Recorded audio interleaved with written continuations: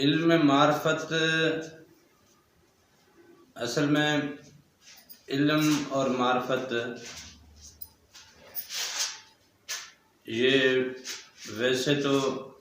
ایک ہی چیز ہے۔ علم تو علم ہے لیکن معرفت بھی علم ہی ہے۔ اب اللہ تعالیٰ کو ہم عالم تو کہہ سکتے ہیں، عارف نہیں کہہ سکتے۔ عارف وہ ہے جس کو جستجو ہو، حصول کی، حقیقت کے حصول کی جستجو جسے ہو اسے ہم عارف کہتے ہیں۔ اور عالم تو اللہ تعالیٰ عالم الغیب بھی ہے، اور اللہ تعالیٰ ہر چیز پہ قادر ہے، اللہ تعالیٰ ہر چیز کے علم سے واقف ہے، تو اس لیے اللہ تعالیٰ ہر چیز کو جاننے والا ہے، تو اللہ تعالیٰ عالم ہے۔ اللہ تعالیٰ کے حوالے سے ہم عارف کا لفظ استعمال نہیں کر سکتے۔ ہاں، اللہ تعالیٰ کی معرفت جو ہے اس کے حصول میں جس کی جستجو ہوتی ہے اس کو عارف کہتے ہیں، اور اس کی جستجو کے علم کو جو ہے علم معرفت کہتے ہیں۔ اب ہم اس کو مختصراً یوں بھی سمجھ سکتے ہیں کہ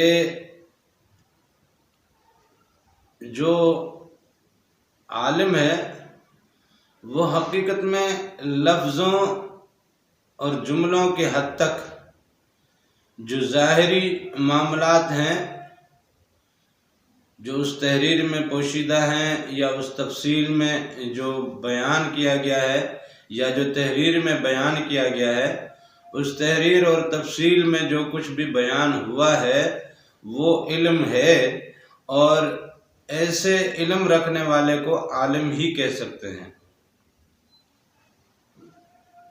اور جو اس کی حقیقت سے واقف نہ ہو، صرف ظاہری معاملات سے، تحریر کے جو ظاہری معاملات ہیں، ظاہراً تحریر نے جس بات پہ بحث کی ہے یا جس بات کا اشارہ کیا ہے یا جس بات کو جس طریقے سے سمجھایا گیا ہے، تو اس ظاہری کیفیت سے وہ واقف ہوتا ہے، یا چار بندوں کے بیچ میں کوئی معاملہ ہے، اس معاملے کو سن کے پھر ان دونوں کی باتوں میں سے ایک مطلب اخذ کرنا،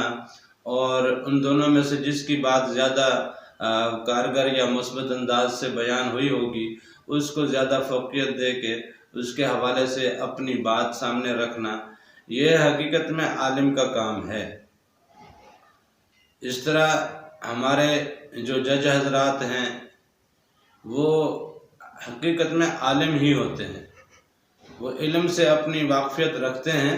لیکن علم کے ظاہری پہلوؤں سے ان کی واقفیت ہوتی ہے، اس لیے ان کو عالم کہہ سکتے ہیں، ان کو عارف نہیں کہہ سکتے۔ لیکن جو لوگ ان جملوں کے پیچھے، ان لفظوں کے پیچھے، اس تحریر کے پیچھے، اس مضمون کے پیچھے، اس مکالمے کے پیچھے یا گفتگو کے پیچھے کی جو حقیقت ہے، اس حقیقت تک کا جو علم رکھتے ہیں وہ ہی اصل میں عارف ہیں۔ اور اس بات کی خصوصاً یہ بھی علم اصول کے یا علم معرفت کے جو ہیں دلدادہ ہیں یا جو اس کا شوق رکھتے ہیں، وہ اس جستجو اور اس طلب میں جو رہتے ہیں، اس طلب کو ہی اصل میں معرفت کہا جاتا ہے۔ اب علم معرفت رکھنے والوں نے اس بات کو بالخصوص پابند کیا ہے کہ جو حق تعالیٰ سے منسوب حقیقت کی جستجو کرے وہی اصل میں عارف کہلاتا ہے۔ ویسے تو دنیاوی معاملات بھی ہیں، سائنٹیفک معاملات بھی ہیں، ڈاکٹروں کے پاس، طبیبوں کے پاس اور بہت سے معاملات ہیں، کھیتی باڑی کے معاملات ہیں، دنیا داری کے معاملات ہیں، کاروبار کے معاملات ہیں، رشتہ داری کے معاملات ہیں۔ ان تمام معاملات کے پس پردہ جو حقیقت پنہاں ہوتی ہے، اس حقیقت کے علم سے روشناس ہونا، یہ بھی حقیقت میں عالم ہی ہوتا ہے، کیونکہ یہ دنیاوی معاملات ہیں۔ دنیا سے جو ماورا حقیقت ہے، یعنی اللہ تعالیٰ کا وجود، اللہ تعالیٰ کی پہچان، اللہ تعالیٰ کی ذات، اللہ تعالیٰ کے معاملات، اللہ تعالیٰ کے انوار، اللہ تعالیٰ نے جو وہ مخلوق یا وہ کائنات تخلیق کی ہے جسے ہماری آنکھ نہیں دیکھ سکتی، اس چیز کی جستجو میں، اس علم کی جستجو میں جو لگے رہتے ہیں، اور اس جستجو میں جو اپنے دن رات مصروف عمل رہتے ہیں، اور اس جستجو میں جو طالب بنے رہتے ہیں، اور جہاں سے بھی معلومات ملے، جہاں سے بھی اس چیز کا علم ملے، اس علم سے پھر آگے استفادہ بھی کرتے ہیں کہ اس حقیقت تک پہنچ سکے۔ اس حقیقت تک پہنچنے کی جو تڑپ ہے، جو طلب ہے، جو جستجو ہے، اس جستجو کو معرفت کہتے ہیں۔ اور اس جستجو میں جو علم انسان کو حاصل ہوتا ہے، اس علم کو علم معرفت کہتے ہیں۔ یہ اس کی مختصر تعریف ہے یا اس کی تفصیل ہے کہ علم معرفت جو بالخصوص اللہ اور اس کے رسول سے وابستہ، بلکہ اللہ تعالیٰ سے بالخصوص جو وابستہ ہے، وہی علم معرفت کہلاتا ہے۔ ان معاملات کی جان پہچان، ان معاملات کے اندر کی پرکھ، ان معاملات کی حقیقت تک کی رسائی، یہ اصل میں معرفت کہلاتی ہے، اسی کو علم معرفت کہتے ہیں۔ اور اس حوالے سے کچھ اور بھی معاملات ہیں جو بڑے تفصیل طلب ہیں۔ انشاءاللہ کسی مفصل گفتگو میں آپ کو معرفت کے حوالے سے کچھ اور چیزیں بیان کروں گا، جس سے آپ کو معرفت کا علم جو ہے وہ آپ کو مل سکے۔ اب تو صرف اتنا آپ کو بتایا نا کہ علم معرفت ہوتا کیا ہے، لیکن اس معرفت کے حوالے سے جیسے ہم آپ سے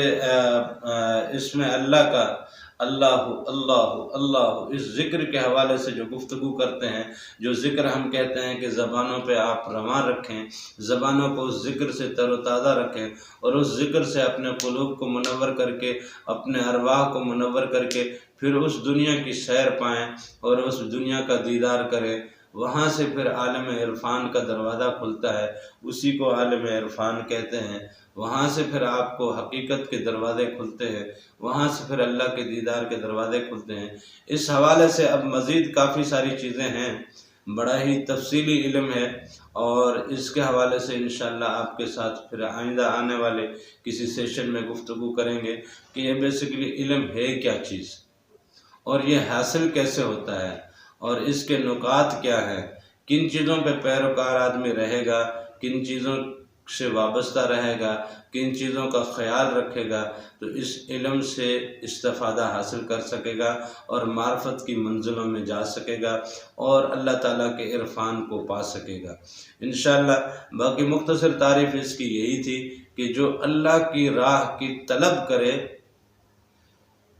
علم کی ظاہری پوزیشن کو اپنی جگہ پہ، اب قرآن مجید ہے ہمارے سامنے ہے، اس میں ذاتی زندگی کے معاملات ہیں، پرانی قومیں کے قصے ہیں، لیکن اس کے پس پردہ اللہ تعالیٰ تک رسائی اور قرآن پاک کے جو باطنی انوار ہیں ان تک کی رسائی، یہ اصل میں حقیقت میں وہ چیز ہے جس سے انسان کی زندگی بن جاتی ہے اور انسان قرآن کا عملی نمونہ بن جاتا ہے۔ تو لہذا انشاءاللہ اس پہ پھر مزید گفتگو ہوگی تفصیل کے ساتھ۔